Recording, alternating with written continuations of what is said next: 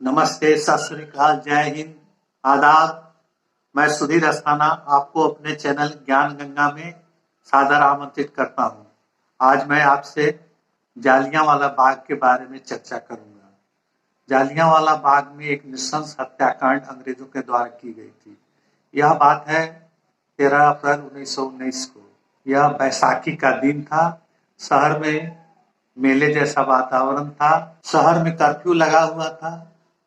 फिर भी लोग सैकड़ों की संख्या में उत्साहित होकर बैसाखी के मेले देखने के लिए जमा हुए थे। और जब उन्हें पता चली कि जालियांवाला बाग में एक सभा का आयोजन किया गया है तो लोग उस तरफ हो लिए। पंजाब उन दिनों राष्ट्रीय जागरण का केंद्र बना हुआ था। पंजाब में अंग्रेजों के अत्याचार के प्रति बहुत ही असंतोष छाया हुआ था। पंजाब के अमृतसर में स्वर्ण मंदिर के निकट जालियांवाला बाग में यह एक सभा आयोजित की गई थी और उसमें सैकड़ों लोग पहुंचे हुए थे। अंग्रेजों द्वारा एक आयोग गठित की गई थी जो सिडनी रॉलेट के नाम से प्रसिद्ध था और उसी की अनुशंसा पर रॉलेट एक्ट लागू किया गया था, जिसमें बिना कारण बताए किसी को भी नजरबंद किया जा सकता था, उसे जेल में डाला जा सकता था। इसी के विरोध में जालियांवाला बाग में सभा आयोजित की गई थी। जालियांवाला बाग में सभा चल रही थी। उसी समय जनरल रेजिनाल्ड डायर सैनिकों के साथ आ पहुंचा और उसने निहत्थे लोगों पर गोलियां चलवा दी, जिसमें सरकारी दावों के अनुसार 400 से अधिक लोग मारे गए और 2000 से अधिक लोग घायल हुए। अमृतसर के डिप्टी कमिश्नर कार्यालय में 484 शहीदों की सूची है, जबकि जालियांवाला बाग में जो शहीदों की सूची लगी है उसमें 388 के ही नाम अंकित हैं। ब्रिटिश राज अभिलेख में इस घटना में 200 लोगों के घायल होने, 379 लोगों की शहीद होने की बात स्वीकार करते हैं, जिसमें 337 पुरुष, 41 नाबालिग बच्चे और एक 6 सप्ताह का बच्चा भी था।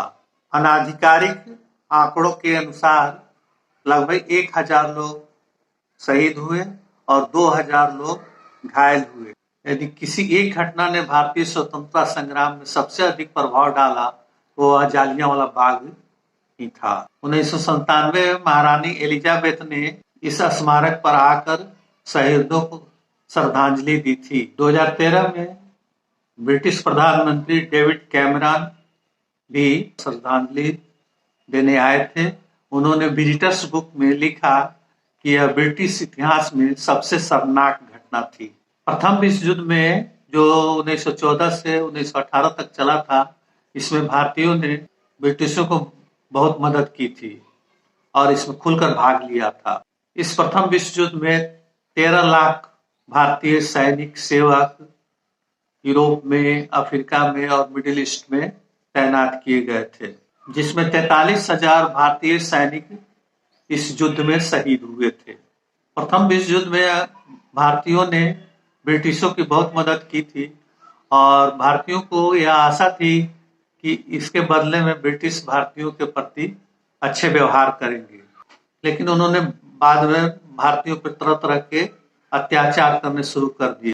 उन्होंने प्रेस पर प्रतिबंध लगा दिया था।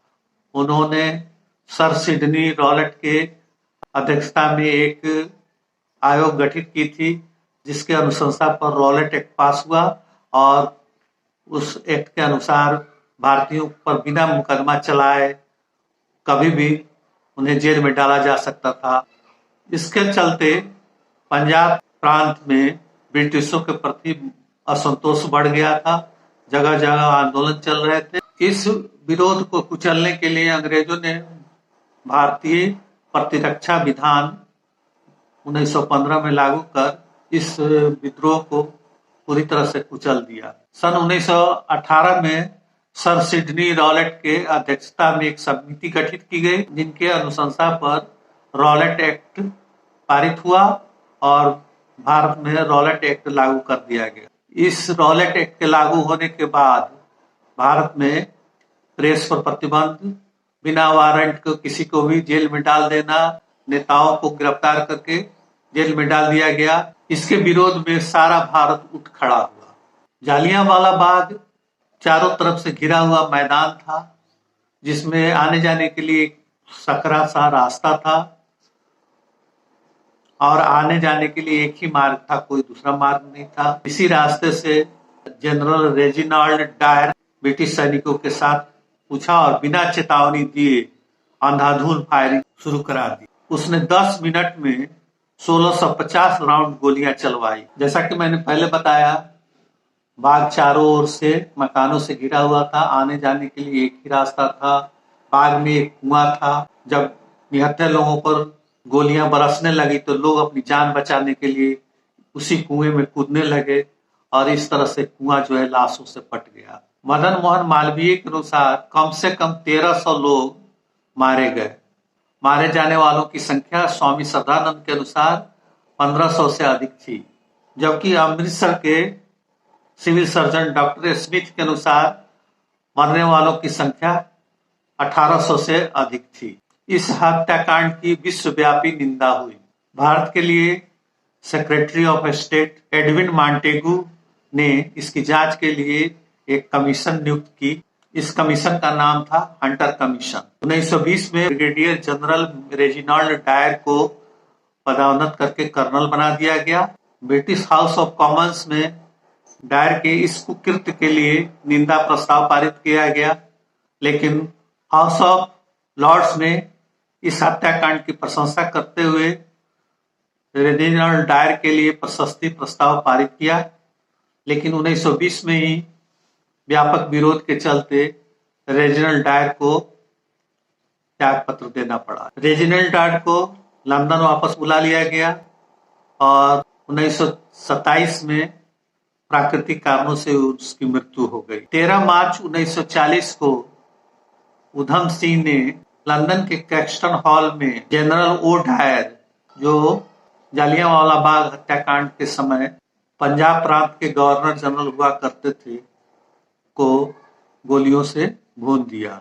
जनरल ओ डायर, जो तत्कालीन पंजाब प्रांत के गवर्नर जनरल थे, उसने रेजिनाल्ड डायर के कार्य की सराहना की थी और ब्रिटिश शासन को उनके इस कार्य के लिए प्रशंसा करते हुए पत्र लिखा था। उधम सिंह ने इस ओ डायर को इस कृत्य के लिए कैक्सटन हॉल में भाषण देते समय गोलियों से भून दिया। इस तरह उधम सिंह ने अंग्रेजों को यह बता दिया कि भारतीय अंग्रेजों के अत्याचार को सहन करने वाले नहीं हैं, वे कायर नहीं हैं। और उधम सिंह ने इस कार्य को अंजाम देने के लिए वर्षों तक कठिन प्रयास किए। वो लंदन पहुंचे, उन्होंने किसी तरह अपना जीवन यापन किया और अंत में डायर को दंड देकर ही छोड़ा।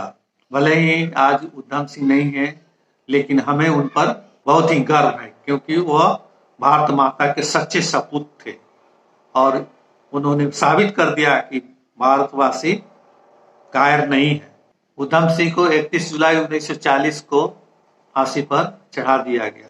फांसी पर चढ़कर उधम सिंह शहीद हो गए।